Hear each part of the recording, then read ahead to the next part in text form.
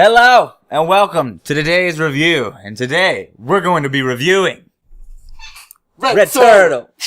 So, Red Turtle is a film written and directed by a man named Michael Dudok-DeWitt, who won an Oscar for the best animated short film back in 2000 for his short film Father and Daughter, which was actually really cool. It was about an 8-minute short film.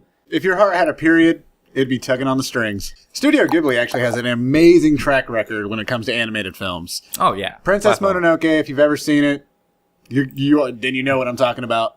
If I'm gonna recommend any one of them to you to get you started on Studio Ghibli, it's going to be Princess Mononoke. The animation, the action sequences, a lot of the lepers in it are in it. It's got lepers, so watch it. So let's get right into watching our review of Red Turtle. That's so fun. All right, we're gonna watch it with no sound. Okay, that's fine. So It already has no sound. That's true. We should mention that this film has 0 dialogue. I noted though in the trailer that he did say "hey" and "ugh," so that should be noted. Yeah. And to note, this does have a different feel than any other Studio Ghibli film. By far. Like I mentioned, it actually is. You'll notice the quality of the animation is a little different. The complete design of the animation is a lot different. And the reason for that is because it was actually written and directed by Michael Dudok-DeWitt, who has his own animation studio, the Dudok-DeWitt Animations, I believe it's called. And therefore, they actually did the animation for this film through the production of Studio Ghibli, which is amazing. Because, unfortunately, recently we lost one of the best animators, and, I believe she was the head of the color department. I'll have to read further into it. Michio Yasuda. And I believe... won an award for most complicated name. Oh yeah, by far. She, by a landslide, won that award.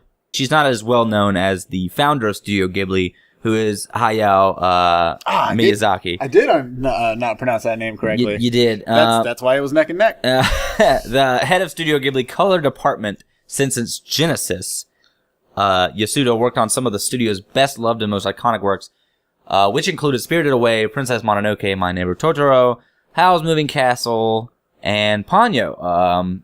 Basically, she was in charge of the crisp, beautiful coloring that went into those films, and the meticulous detail brought to the characters such as Totoro, Chihiro,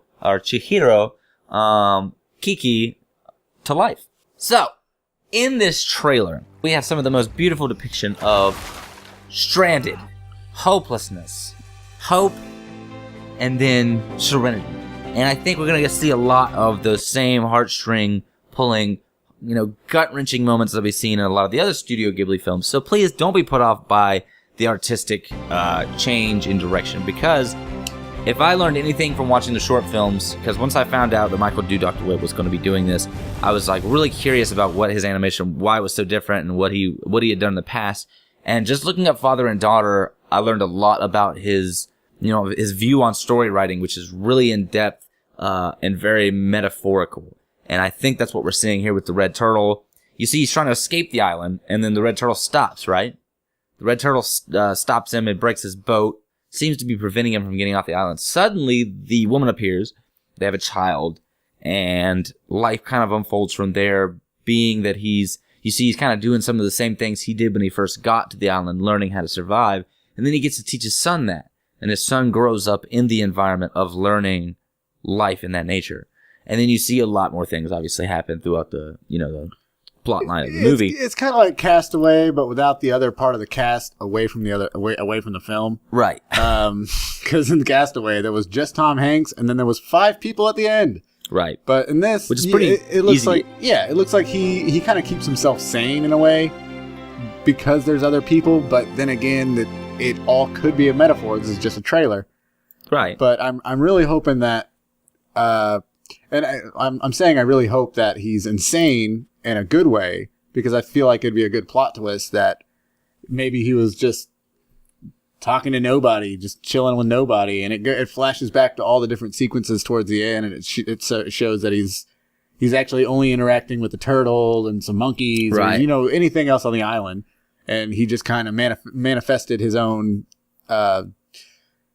people. It kind of leads us to our other point, which was that they really know how to get you invested in those characters, man. Oh yeah. And immediately, whether or not you feel, whether or not you know those characters are real or not, and you feel like maybe they're a metaphor, they get you invested in that metaphor. They get you invested in that emotion of whatever they're trying to portray. And I love that about Studio Ghibli. So I'm definitely excited about seeing that. Which is strange because I've never been this excited to see a movie that I know will have no dialogue. Right. I know it's just going to be a stunningly visual ride that it's going to be hard to like tell other people about, to go watch it. Right. Just based on like, I don't want to give you something away. Yeah, you got to see this movie. Oh, by the way, it has no dialogue. Yeah. That's a little off-putting, but at the same time, all you have to do is see this trailer. And the way the trailer goes, it brings the story to life right to you, right there, within and a 45 I love how the animation isn't isn't like crazy detailed in some parts of it. Like the person, the main guy, right? He's not crazy detailed. His eyes are just dots. He's a relatable character. Yeah. Right. Yeah, and it's more or less just so. I'm just at a loss for words.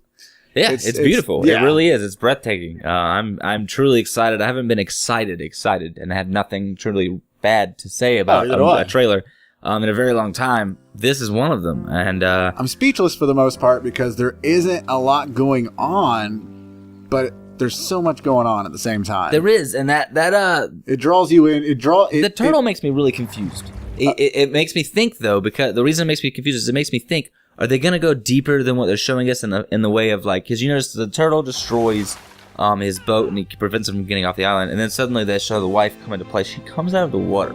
She just emerges out of the water, red hair. Is that turtle going to be his wife? Like a metaphor for the turtle kept him on the island because maybe there was more things he had to learn before he could get off the island. A life journey, if you will. Maybe just like in Castaway, he wasn't the greatest guy until he got off the island. Right, until he realized his mortality. The island taught him how to like be a humility. Person. Humility. Red Turtle, can't wait to see it.